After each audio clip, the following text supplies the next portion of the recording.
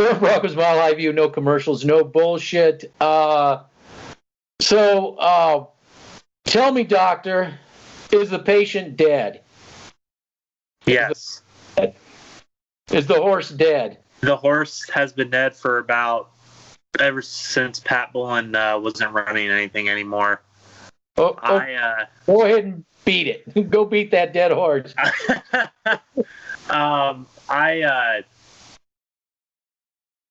have no words to say, because I love Fangio because I love the way he coaches, and but when you're at home and you're going against a Tom Brady-led team and you've had success and you know how to beat him, and you still don't. And what did I say? Tight ends are going to be a big factor. And I said that Scotty Miller guy, he wasn't effective, but he still was effective. But I am in shock at how this team, what you can say about a Vic Fangio's team is that they play hard for him. That was not the case. Well, at least not on the offensive side of the ball. I agree. But we've been saying this for I have for about 3-4 years, when I started realizing how bad this is going to go. I'm going to call out Bronco fans because this is just getting really old. That's all I do. I have to do it. I have to. When are people going to start opening their eyes and see that? Did you see? Look at the offensive line. We've been saying it for a long time. The offensive line is trash. I don't know, and the defensive line is trash. Oh, Shelby Harris had a good game. A lot of the 2 sacks that he got were coverage sacks. Those were his own sacks. Those were coverage sacks. And now people are going to want to give him a 3-4 year deal worth, give him $15 million per year. This is bullcrap. And Jarrell Casey, where was he? And look, he's out for the season. Is he out for the season? He's out for the season. So another player, another John Elway, and you know what? The Titans won that deal. I'm sorry. The Titans won that deal. Well, you know what? You know what? No Bronco fan, when we get these players, none of them ever go to the message boards of those teams to hear what their fans have. I immediately go. And they were like, it's sad to see him go. He was, it was great while he was here. It was a good run, but it was time for him to go. It's sad, but he's not the same guy anymore. He's not the same guy. Elway goes after names. Names. I picked the guy who's on the Cardinals. I can't remember the guy's name, but he's on the Cardinals right now. He left. Jacob Phillips. That's it. Yes, I think it's from Buffalo. Yep. I said, why can't we get this guy? He's an up and coming. This guy is a has-been, and that's Elway. Elway always goes after the has-beens. This and Pat Shurmur. Shaq Barrett's going to be pissed when he's coming here. Why the heck did you let him free off the edge and get the sack? I don't. And Mike Muchack. Free everywhere. He was up the middle. He was off the edge. He was everywhere. I'm calling this offense out because I actually, in the second half, I was content with the defense. They only gave up 3 points in the second half. And all the Bronco fans now are going to say, oh, it's Vic Fangio. Vic Fangio doesn't know how to coach. Vic Fangio isn't a head coach.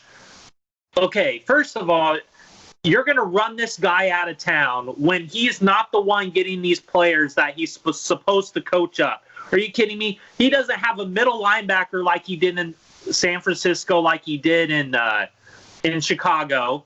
He doesn't have that freedom because Elway has a noose around his neck. And Bronco fans, you need to start holding him accountable. Because it can't just be me and you doing this. It can't just be a few people. We have to start recognizing that Elway doesn't know what the heck he's doing. No one's holding him accountable. And Joe Ellis ain't gonna hold him accountable. Joe Ellis isn't there to be the owner. He's just there. Nobody can. He's occupying a seat.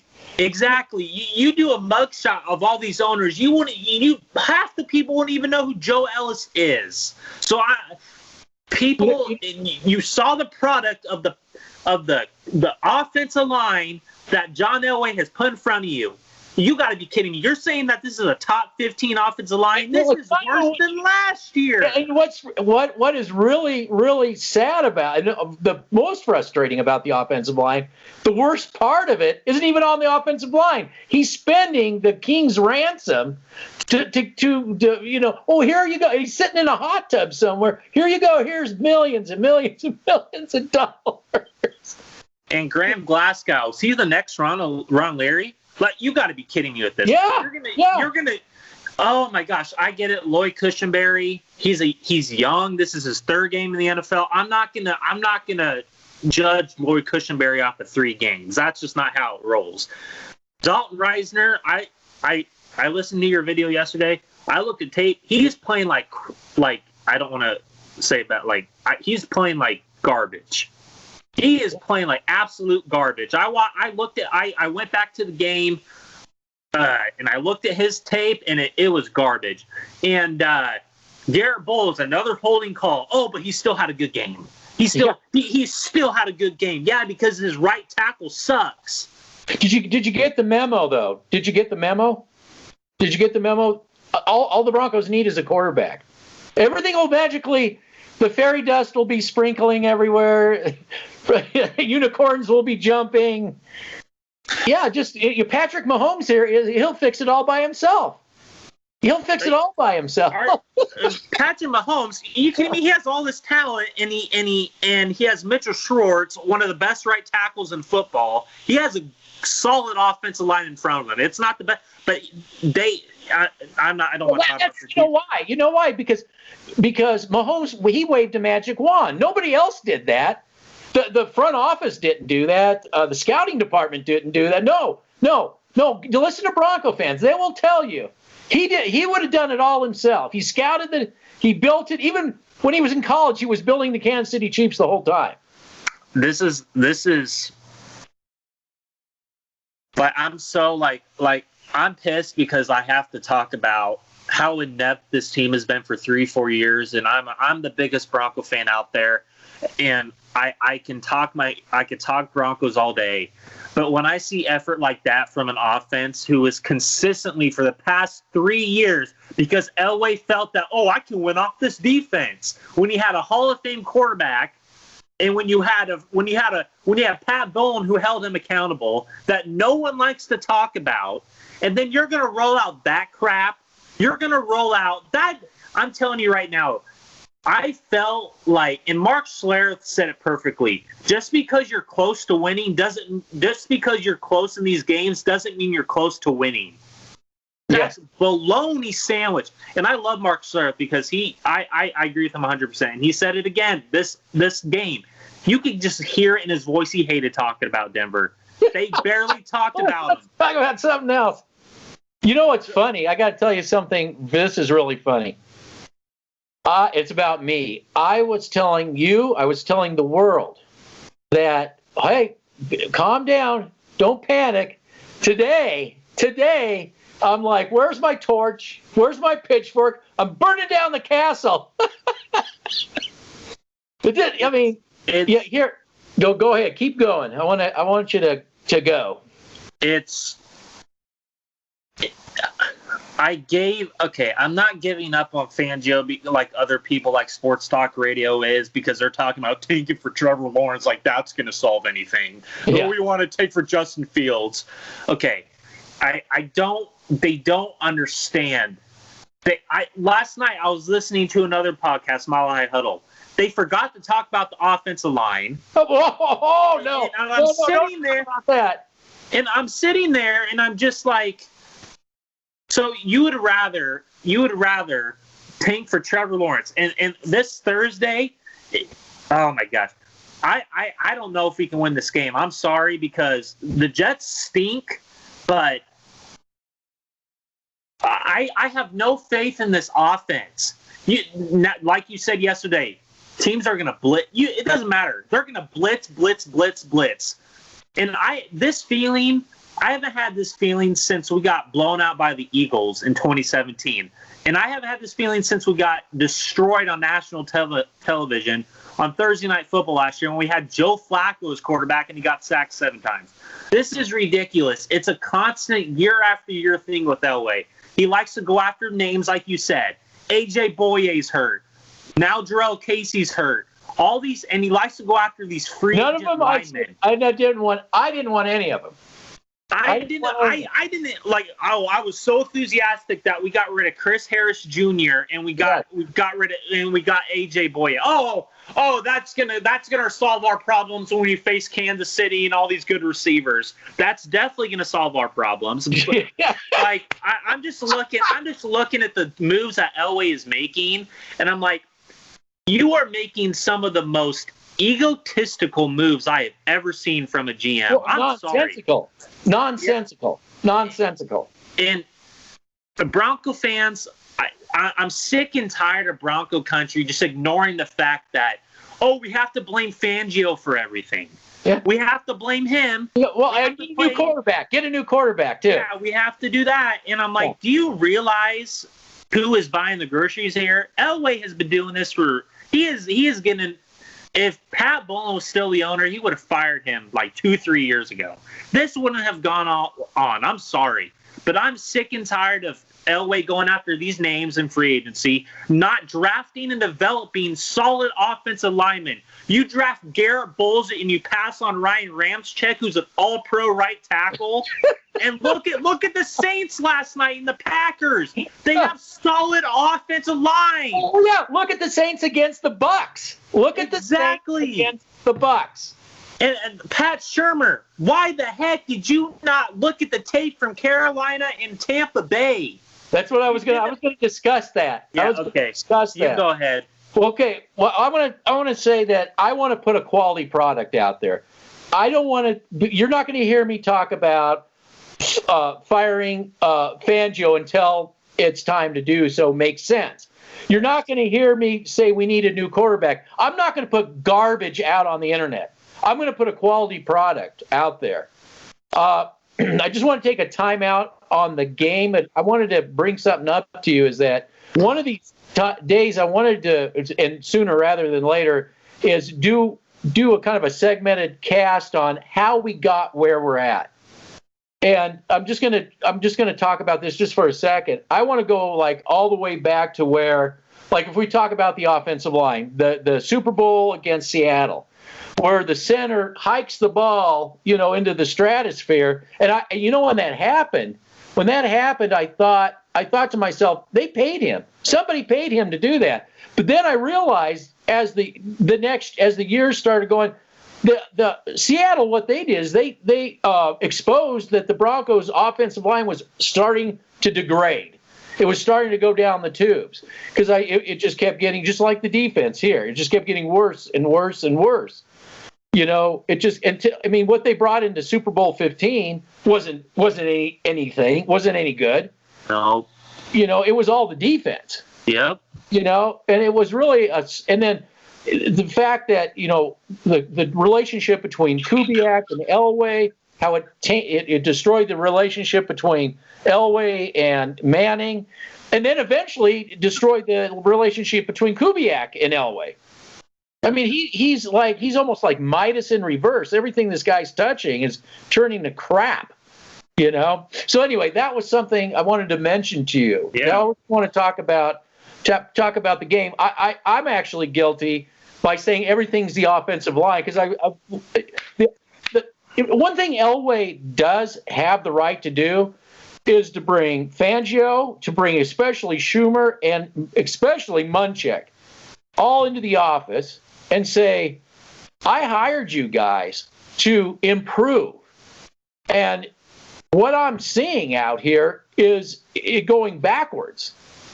Why, let's see the game film. Why is it that, you got two different teams that come in and they're spitting your offensive linemen and your tight ends, and nobody seems to know how to block or what their assignments are.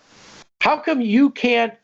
If we talked about the Carolina game, okay, this is something that nobody else will talk about. Mm-hmm. If you go and watch that Carolina game, Bridgewater looked just like Driskel in the first quarter. Their offensive coordinator had made the adjustments, and they're filling in the A/B gaps because they were doing the same thing. They were coming through, and they made the adjustments to keep the ends from getting to the quarterback, and they blocked up the A and B gaps so they wouldn't get those free rushers in. They took care of business. I don't care if they lost the game. They were in it till the fourth quarter, and the Broncos can't say that. They were out right. And if you notice, I got to tell you this too. If you watch that game with the Broncos and Tampa Bay, the defense, it was like they would be doing these blitz packages. Then they'd get into like a prevent. So they weren't blitzing. It was really like a prevent. And then when they felt that the Broncos were just having a little bit of too much success, they'd start the blitzes again. It was like a spigot, like a valve. They'd just turn it off and on. And the thing is that it was such a catastrophic failure on blocking. I mean, I'm gonna put some video. Remember, I gave you a time code. I said, look at this formation where 31 comes in, and I say, well, this is your quarterback not recognizing. I mean, everybody could see this coming a mile away, but I want to explain this to you because it's a microcosm. You've got when you see the video, I'll put it up. You'll see the formation of both the defense and you'll see the our formation. Now, a quarterback can make a couple decisions. If you got a seasoned quarterback and a seasoned group around him, he can call out a signal because that's a perfect play to audible. You could decide you could run but the quarterback has to decide, is our tailback going to hit the hole? Is he going to hit the hole right? Or we can go ahead and, I can call like wing left, which is a signal that tells Gordon, who I haven't seen him block yet for the quarterback once. So it's a signal to him saying that you've got pass pro, you're on pass pro watch. You got to stay back. But when that play goes, you'll see they have two backs. They both take themselves out of pass pro. Both of them do. Now, this is where I say, okay, say your quarterback is clueless. And even the best quarterback could miss something, Why can't you, as Shurmur, have a fail-safe where, your backs are watching too? And they knew it was going to be a pass play. Somebody's got to stay back, just by design. The design shouldn't have both of them taking themselves out of the play. You know what I'm saying?